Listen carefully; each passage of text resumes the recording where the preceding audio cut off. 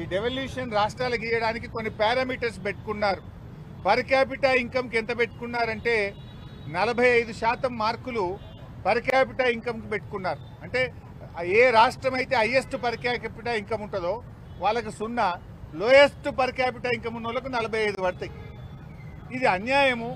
మరి మాది highest per capita income ఉంది తెలంగాణ, ఆ 45%ను 30%కు తగ్గించండి అని ఒకటి చెప్పాం. 2, పన్నుల వసూలు చేయడంలో లీకేజీని అరెస్ట్ చేసి ఎక్కడ కూడా రాష్ట్రానికి వచ్చే పన్నుల్లో అవినీతి లేకుండా, లీకేజీ లేకుండా ప్రతి పైసాను రాష్ట్ర ప్రభుత్వ ఖజానాకు వచ్చేటట్టు చేస్తే దానికి 2.5% వెయిటేజ్ మాత్రమే ఉన్నది. మేము బాగా పనిచేస్తున్నాం. కొన్ని రాష్ట్రాలు అసలు పన్నులే సరిగా వసూలు చేయి, అవినీతి, అక్రమాలు, లీకేజ్ ఉంది. మరి వాళ్ళకేమో ఇన్సెంటివైజ్ అవుతుంది. మేము ప్రతి పైసా ఖజానాకు తెస్తే మాకు నష్టమవుతుంది. పన్నులు బాగా వసూలు చేసే రాష్ట్రాలకు ఇచ్చే వెయిటేజ్ను 2.5 నుంచి 10% పెంచండి. తద్వారా రాష్ట్రాల మధ్య పోటీ పెరుగుతుంది, రాష్ట్రాల ఆదాయం పెరుగుతుంది అనేటువంటి విషయాన్ని ఆర్థిక సంఘం దృష్టికి తేవడం జరిగింది.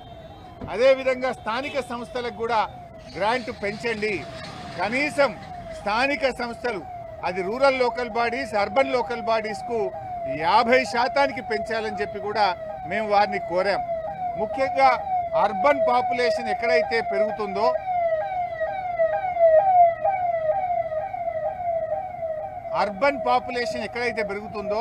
ఆ రాష్ట్రాల గ్రాంట్స్ తగ్గుతూ ఉన్నాయి. తెలంగాణలో పట్టణీకరణ వేగంగా జరుగుతూ ఉంది కనుక తెలంగాణ లాంటి రాష్ట్రం నష్టపోకూడదు. అందువల్ల స్థానిక సంస్థలకు గ్రాంట్ 50% పెంచండి. పట్టణీకరణ ఎక్కువైతున్న రాష్ట్రాలకు నష్టం జరగకుండా కూడా చూడాలని చెప్పి కూడా మేము చెప్పడం జరిగింది. అదేవిధంగా కరోనా సమయంలో కేంద్ర ప్రభుత్వం మరి క్యాపిటల్ ఎక్స్పెండిచర్ ఎక్కువ చేయాలని, ఎకానమీ పెరగాలని, ఉద్యోగాల కల్పన జరగాలని అధిక అప్పులను రాష్ట్రాలకు ఇచ్చి ఖర్చు పెట్టించారు. అది రాష్ట్రాలకు భారంగా మారింది.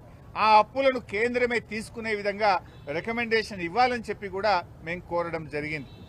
అదేవిధంగా తెలంగాణ మరి ఒక ప్రత్యేకమైన పరిస్థితి. కృష్ణా, గోదావరి నదులు 70 మీటర్ల నుంచి 150 మీటర్ల ఎత్తులో ప్రవహిస్తుంది. తెలంగాణ ప్రాంతమంతా కూడా మరి 300 నుంచి 600 మీటర్లలో తెలంగాణ భూభాగం ఉంటుంది. ఈ ప్రాంతానికి నీళ్లు రావాలంటే లిఫ్ట్ ఇరిగేషన్ తప్ప ఇంకొక మార్గం లేదు. అందుకే కేసీఆర్ గారి నాయకత్వంలో పెద్ద ఎత్తున రాష్ట్రంలో లిఫ్ట్ ఇరిగేషన్ ప్రాజెక్టులు కట్టాం. తద్వారా మనము పెద్ద ఎత్తున పంటలకు సాగునీరిచ్చి వ్యవసాయ విస్తరణ జరిగింది. దేశంలోనే అత్యధిక వరి పంట పండే రాష్ట్రంగా కేసీఆర్ గారు తెలంగాణను మార్చిన విషయాన్ని ఆర్థిక సంఘం దృష్టికి తీసుకుపోయాం. అందువల్ల ఈ లిఫ్ట్ ఇరిగేషన్ స్కీముల మెయింటెనెన్స్కు కనీసం ఒక 40,000 కోట్ల రూపాయలు కేటాయించాలని 16వ ఆర్థిక సంఘంను కోరాం.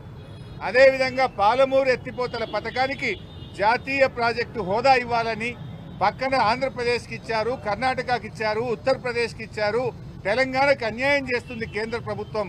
పాలమూరు రంగారెడ్డికి జాతీయ హోదా ఇవ్వాలని కూడా బీఆర్ఎస్ పార్టీ పక్షాన కోరాం. మిషన్ భగీరథకు మరి ఇవాళ కేసీఆర్ గారు దేశంలో అన్ని రాష్ట్రాల కంటే ముందు ఇంటింటికి తాగునీరిచ్చే మిషన్ భగీరథను ప్రారంభించారు. ఇది మేము బాగా పనిచేయడం వల్ల మాకు నష్టమైతా ఉంది. కేంద్ర ప్రభుత్వం హర్ ఘర్ జల్ కార్యక్రమం చేపడితే మీరు ముందే చేసుకున్నారు అని ₹1 ఇస్తలేరు. వీళ్ళు ముందే చేసుకున్నారు, వీళ్ళ గ్రాంట్ ఇవ్వండి అని నీతి ఆయోగ్ మరి 19,205 కోట్లు ఇవ్వమని కేంద్రానికి రికమెండ్ చేసినా ₹1 ఇయ్యలేదు. 15వ ఆర్థిక సంఘం వీళ్ళు ముందే చేసుకున్నారు, కనీసం మెయింటెనెన్స్ కన్నా 2,350 కోట్లు ఇవ్వండి అని చెప్తే ₹1 ఇవ్వలేదు. అంటే ఇలా మేము ముందు చేసుకున్నందుకు, మంచిగా పనిచేసినందుకు, మిషన్ భగీరథ ద్వారా ఇంటింటికి నీళ్లు ఇచ్చినందుకు కేంద్ర ప్రభుత్వం హర్ ఘర్ జల్లో పైసా ఇయ్యదు. 15వ ఆర్థిక సంఘం మెయింటెనెన్స్కు 2,350 కోట్లు ఇవ్వమంటే పైసా ఇవ్వరు. నీతి ఆయోగ్ 19,205 కోట్లు ఇవ్వమంటే కేంద్రం పైసా ఇయ్యదు. ఈ అన్యాయాలను ఇలా 16వ ఆర్థిక సంఘం చైర్మన్ సభ్యుల దృష్టికి తీసుకుపోయి మాకు ఖచ్చితంగా మిషన్ భగీరథ మెయింటెనెన్స్కు 20,000 కోట్లు కేటాయించాలని బీఆర్ఎస్ పార్టీ పక్షాన కోరాం.